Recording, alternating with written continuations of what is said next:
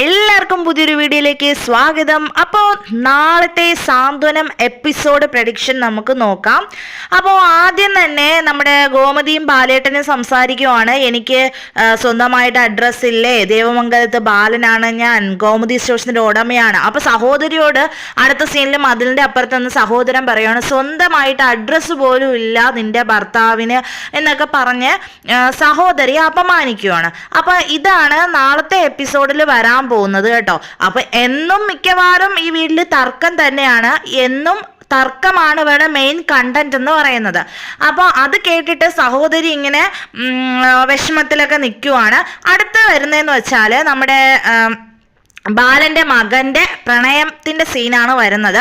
അപ്പോൾ അവന്റെ കാമുകി കോൾ ചെയ്യുകയാണ്. അപ്പോൾ വീടിന്റെ പുറത്ത് നിന്ന് കോൾ ചെയ്യുന്നു. അത് അച്ഛൻ കാണുന്നു. അച്ഛൻ ഫോണ് വാങ്ങിച്ച് നോക്കുകയാണ്, എന്നിട്ട് ആ നമ്പറിലോട്ട് വിളിക്കുകയാണ് കേട്ടോ. അപ്പോൾ ഇത്രയാണ് നാളത്തെ എപ്പിസോഡിൽ വരാൻ പോകുന്ന മെയിൻ കണ്ടന്റ്.